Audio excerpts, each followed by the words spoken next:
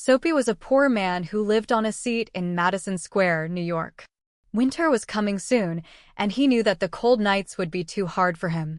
Newspapers could not keep him warm, and he had no house.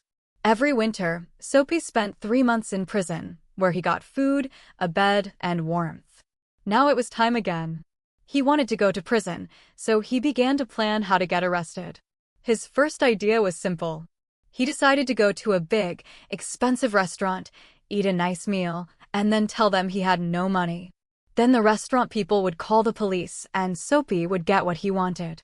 He went to a bright restaurant on Broadway. From the outside, he looked fine because only his coat and shirt could be seen. But when he entered, the waiter noticed his dirty trousers and old shoes. The waiter and other men quickly pushed Soapy out of the restaurant and back into the street. Soapy did not give up. He thought of another plan. On 6th Avenue, he stopped in front of a shop window. Slowly, he picked up a stone and threw it at the glass. The window broke with a loud crash and people came running. A policeman arrived and Soapy smiled. At last, he thought, prison was near.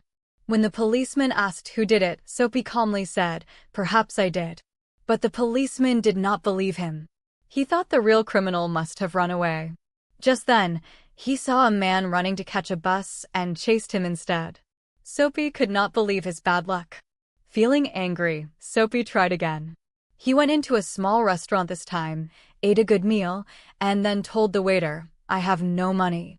Call the police." But the waiter did not call the police.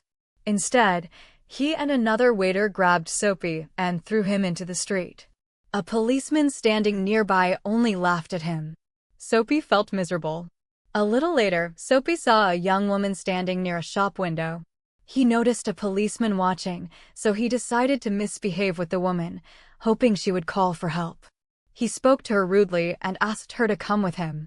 Instead of shouting or calling the policeman, the woman held Soapy's arm happily and said she would come with him if he bought her a drink. Poor Soapy was shocked and quickly ran away from her, feeling hopeless. He kept walking and reached a street full of theaters and rich people. He saw another policeman and thought of a new trick. He started shouting loudly and singing in the street to disturb people. Surely this time, the policeman would arrest him. But the policeman just turned away and said to another man, "He is drunk but harmless. Leave him alone tonight." Soapy felt more helpless than ever. Soon after, Soapy saw a man put down an expensive umbrella near a shop door. He quickly picked it up and began to walk away. The man came after him and said, "That's my umbrella."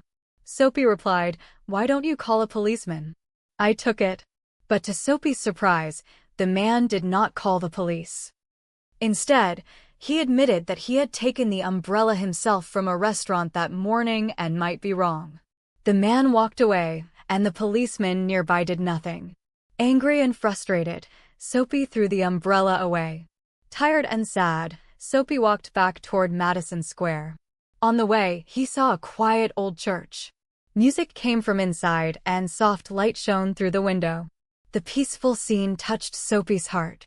For a moment, he felt like he was back in the country, far from the hard city streets. He remembered the better days of his life, when he had a mother, friends, and hopes for the future. Suddenly, a new thought came to him. He wanted to change. He decided he would find work the next day, live honestly, and build a better life. For the first time, Soapy had hope. But just then, he felt a hand on his arm. It was a policeman. "What are you doing here?" the policeman asked. "Nothing," Soapy replied. "Then come with me," the policeman ordered. The next day, a judge sentenced Soapy to 3 months in prison, the very place Soapy had been trying so hard to reach, just when he had finally decided to change his life.